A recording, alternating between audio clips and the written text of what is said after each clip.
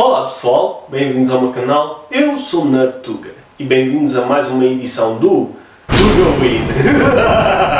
Vamos começar por falar sobre o Joker Loucura 2, a.k.a. Joker Musical. Por muito maluco que isso pareça, até acabou por não ser tão maluco como seria de esperar.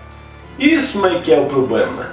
Vamos falar disso. Começando pelos positivos, o Joaquin Phoenix obviamente é a melhor parte do filme, tal como foi a melhor parte do primeiro filme. Ele faz um bom trabalho a alternar entre ser o Arthur Fleck e ser o Joker, assim como a representar o conflito entre essas duas identidades. Também ajuda que quando ele é o Joker, ele age mais como o Joker das BDs do que no primeiro filme, especialmente graças ao bom humor negro. O filme também tem umas críticas sociais interessantes, nomeadamente o sensacionalismo e a atenção que os mídias dos Estados Unidos dão a criminosos ultraviolentos. E o facto de que a advogada do Arthur Fleck tenta convencer toda a gente, incluindo o próprio Arthur Fleck, de que ele tem DID, apesar de nós, como audiência, sabemos que não é bem verdade.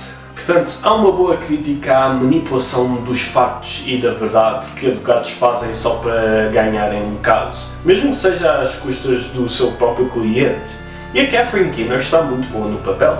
Porém, estaria a mentir se dissesse que o filme chegasse perto da quantidade de críticas sociais que o primeiro filme tinha, assim como do quão fortes e mordazes eram. Esse filme, para além de também ter a tal crítica ao sensacionalismo, também tem críticas aos Estados Unidos em relação à divisão de classes, ao mau acesso a tratamento de saúde mental e ao fácil acesso a armas, enquanto que este filme não dá continuidade a essas ideias, nem à transformação que ocorre no Arthur Fleck no final do outro filme. Bem pelo contrário, há uma contradição das ideias do primeiro filme. O Arthur nem sequer começa o filme como Joker, começa o filme por estar muito recluso e deprimido, e depois quando ele finalmente decide voltar a ser o Joker, não é constante e há toda esta ida e volta entre as duas facetas. E mais uma vez, o Joaquin Phoenix faz um bom trabalho a representar esse conflito, mas o próprio conflito não faz muito sentido.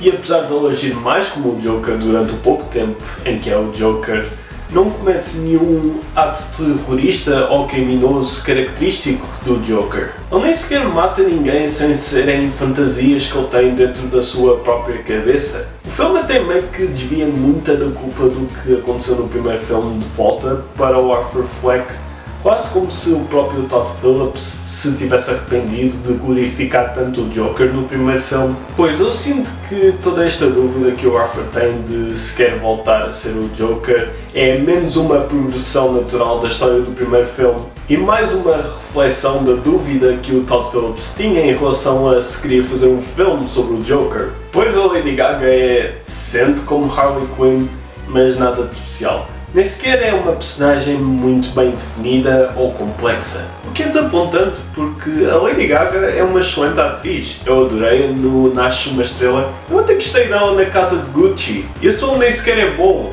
Mais uma vez, acho que é culpa do material. Eles até introduzem uma ideia interessante em que, desta vez, ela é que é a má influência no Joker e é ela que o manipula, só que não fazem nada com isso. Até há uma cena em que o Arthur diz à Harley que a advogada dele disse que a Harley mentiu-lhe, e em vez dela negar, ela diz: eu menti-te. Aqui está a outra mentira que é super óbvia. Queres continuar comigo na mesma? E o Arthur diz que sim! Se calhar ele está estúpido por amor a uma treta assim, mas se é esse o caso, para que revelar que ela estava a mentir? Para que mostrar o Arthur a confrontá-la? Bem, é simples, porque a Harley Quinn neste filme é um acessório, uma adição supérflua, algo que podia ter sido retirado do filme e não fazia diferença, um desperdício da personagem e da atriz. Falando de uma adição que não contribui nada para o filme e que é um desperdício dos talentos da Lady Gaga, temos os números musicais. É assim, eu adoro musicais. Quer sejam filmes da Disney, quer sejam teatros de Broadway, quer sejam filmes baseados em musicais de Broadway. Portanto, eu até estava entusiasmado para a ideia de um musical do Joker, porque até condiz com o quão maluco, teatral e obcecado por atenção o Joker é. Porém, a última coisa que eu devia dizer sobre o musical é que os números musicais não são relevantes.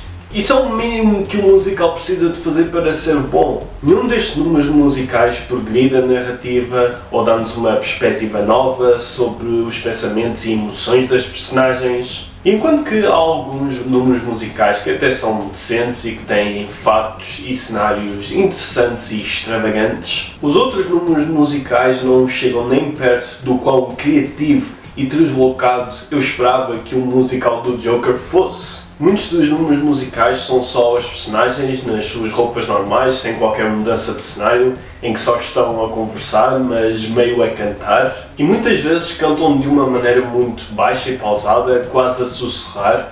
É como se o filme se sentisse envergonhado por ser um musical. Há também uma grande inconsistência nos números musicais. Às vezes acontecem na cabeça do Arthur, às vezes acontecem mesmo, às vezes parece que acontecem mesmo, mas na verdade acontecem na cabeça do Arthur. Às vezes passa muito tempo sem haver um número musical, e às vezes há um número musical 1 ou 2 minutos depois de outro número musical. Mas a pior parte é que há uma catrafada de números musicais. E tendo em conta o quão descartáveis são, claramente só estão cá para meter palha. Isso é porque grande parte do filme passa-se no julgamento do Arthur Fleck.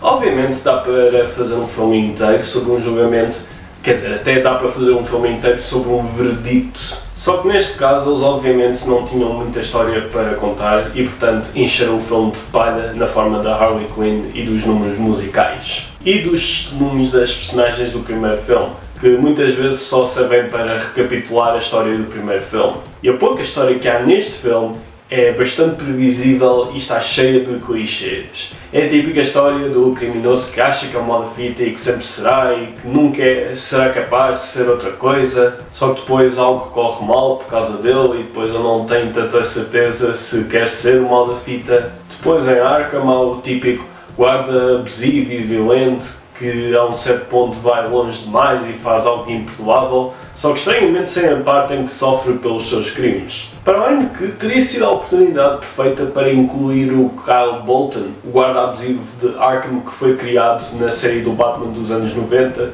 que depois torna-se no vilão Lockup. Mais uma vez, é uma pena que a personagem seja tão fraca, tendo em conta que o Brendan Gleeson, como sempre, está bom no papel. Porém, algo que não foi previsível foi o final.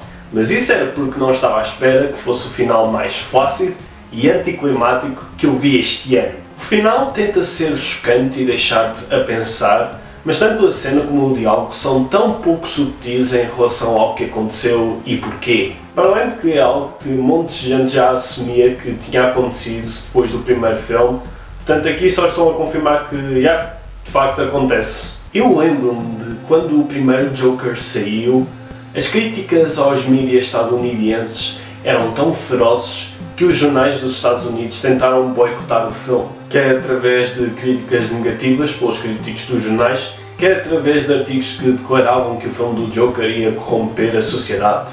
Em resposta a essa treta, muitas pessoas viram o filme e deram críticas positivas, mas no caso deste filme, ninguém quis saber, não houve nenhuma controvérsia, nenhum conflito, houve só um único consenso, de que este filme era uma porcaria e que só foi feito porque o primeiro filme fez $1 bilhão. É irónico um filme que condena as pessoas que só querem fazer dinheiro com o Joker não ter nenhum propósito para além de querer fazer dinheiro com o Joker. Concluindo, vejam mas é o Transformers 1 e o Robô Selvagem quando estrear cá na próxima quinta-feira. Estes dois filmes merecem e precisam muito mais da vossa atenção e dinheiro. Sendo que o Joker Loucura A2 recebe um palhaço triste e meio em 5. They revealed Joker 2 and it sounded really exciting. Oh, if I only seen that the joke was on me. The movie was so bad and it had such a bad ending, but I paid money to see. So the joke is on me. I thought it would be nice but it was all a bunch of lies, and I wish I'd understand what was in Todd's head when this movie he led. I hope Joker 2 dies, so Transformers 1 starts living. At least I hope, but we'll see. If the joke's still on me.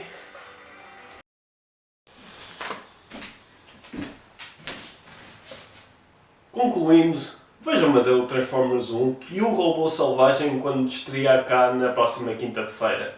Estes dois filmes merecem e precisam muito mais da vossa atenção e dinheiro.